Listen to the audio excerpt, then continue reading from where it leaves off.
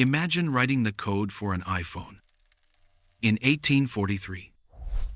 Imagine conceiving of digital music, computer-generated art, and artificial intelligence a full century before the first electronic computer even flickered to life. This sounds like science fiction, but it was the reality for one woman who saw our modern world in the gears of a Victorian machine. We've been told the fathers of computing were men of the 20th century, but the historical record shows us a different origin story. This is the story of her rebellion. Now, let's uncover how she defied her world. Augusta Ada Byron, born in 1815, was a prisoner of her own bloodline. She was the only legitimate child of Lord Byron, the rock star poet of his age, a man infamous for his scandalous affairs and romantic excesses. He abandoned her in infancy, but his shadow loomed large. Her mother, Annabella Milbanke, a gifted mathematician herself, lived in mortal terror that Ada would inherit her father's poetic madness. To combat this perceived threat, she forged a cage of pure reason. While other aristocratic girls were taught needlepoint and watercolors, Ada was subjected to a grueling curriculum of mathematics and logic designed to exterminate every last trace of her father's imaginative spirit. What this reveals, when we examine her mother's letters and the curriculum she designed, is a systematic attempt to suppress a child's nature. It was an intellectual exorcism, but the system failed. Ada's genius wasn't in choosing logic over imagination. It was in fusing them together.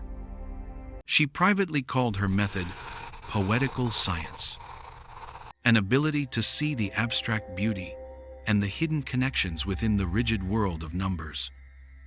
This was her first, quiet act of defiance, refusing to believe that art and science were at war.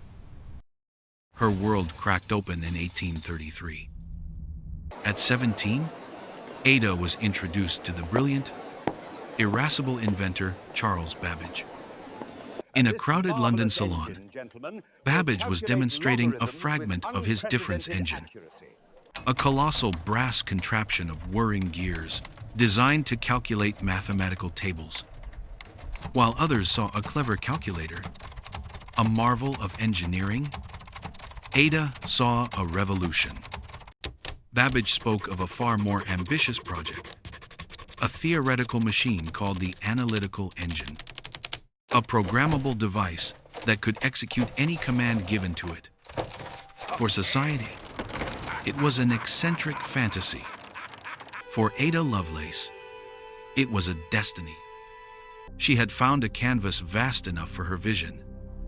The collaboration between Ada Lovelace and Charles Babbage ignited their correspondence, which we can still study today, crackles with intellectual energy. A frenetic exchange of mathematical proofs, mechanical diagrams, and philosophical inquiries. This was not a mentorship. It was a partnership of equals. While the British government dismissed Babbage as a crank and refused to fund his analytical engine, Ada saw its soul. She understood, perhaps even better than Babbage himself, that he hadn't just designed a better calculator. He had stumbled upon a new dimension of human potential. Her opportunity to prove it came from an unlikely source. In 1842, an Italian military engineer named Luigi Menabrea published a scholarly article in French describing the analytical engine. Ada was asked to translate it for a British scientific journal. For a woman of her era, this was a respectable, scholarly task, a quiet contribution made from the sidelines. But Ada Lovelace did not do anything quietly. Defiance was in her blood. She didn't just translate the paper, she appropriated it.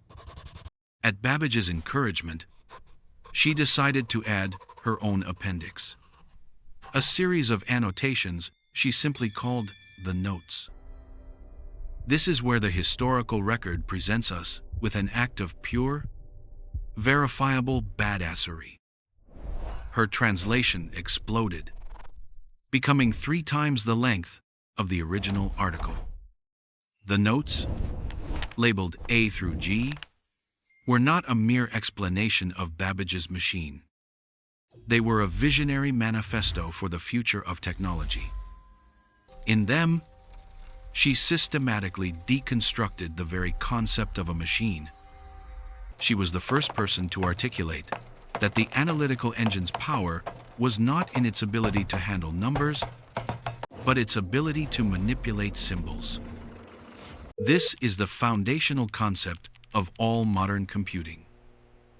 She wrote, with astonishing foresight, that if you could encode other forms of information, words, images, musical notes, into a symbolic language, the machine could process them.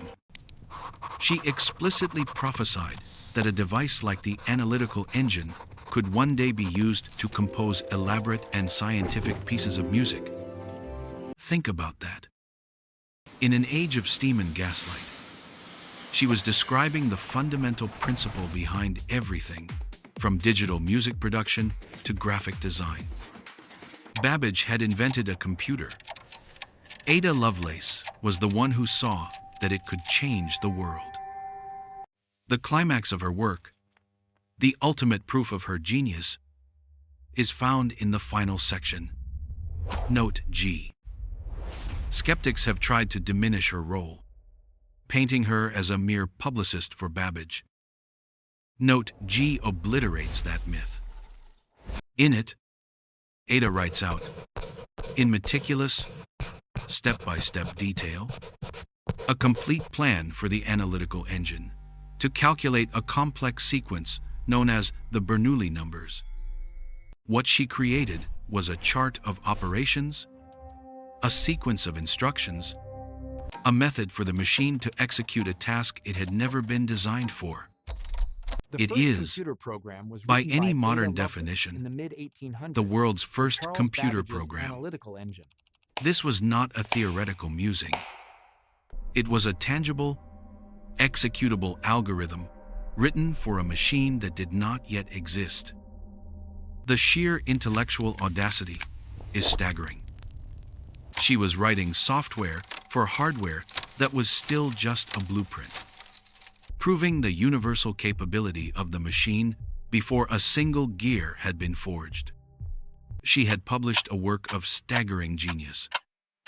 The notes were out in the world, a blueprint for the digital age bound in a scientific journal.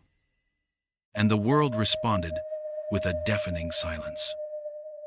The scientific establishment of the 1,840 seconds was simply not equipped to understand what she had done. Babbage's engine was never built, a casualty of failed funding and political infighting. Her revolutionary program had no machine to run on, her prophecy no audience to hear it. The unjust system she was born into had the final word. Her work was dismissed as an eccentric woman's footnote to a failed project. Frail and frequently ill, Ada Lovelace died of cancer in 1852. She was only 36 years old, the very same age as the poet father she never knew. Her legacy, it seemed, was destined to be a forgotten curiosity. For 100 years, it was. Her name faded into obscurity, a footnote in the biography of a more famous man. But history has a long memory. As the 20th century dawned and humanity began wrestling with the very concepts Lovelace had mastered, her work was rediscovered. When we look at the foundational documents of the computer age, we find her ghost in the machine. Alan Turing, the brilliant mind who broke the Enigma code and helped formalize the concepts of algorithm and computation, referenced Lovelace's notes in the 1940 seconds. He saw what her contemporaries had missed. This wasn't just a commentary. It was a work of profound, predictive genius. Suddenly, her vision snapped into focus. The symbolic logic she described was the bedrock of all programming languages. Her idea that a machine could create music and art was the guiding spirit of digital creativity. Her algorithm, Note G, was a direct ancestor to the code that would one day take humanity to the moon and connect billions of people on a worldwide web. The recognition, a century late, was definitive. In 1980, the United States Department of Defense, seeking a powerful and reliable language for its military systems, named their new creation Ada. The name of the forgotten prophet was now stamped onto the very architecture of the modern world. She had defied the cage her mother built, the expectations of her society, and even the limits of her own time. Ada Lovelace's story is a thunderous testament to the power of seeing what isn't there yet. Her rebellion was not fought with swords or speeches, but with intellect and imagination. She reminds us that the future is not something that simply happens, but something that must be envisioned. These are the stories we cannot afford to forget, the blueprints for a better, bolder world.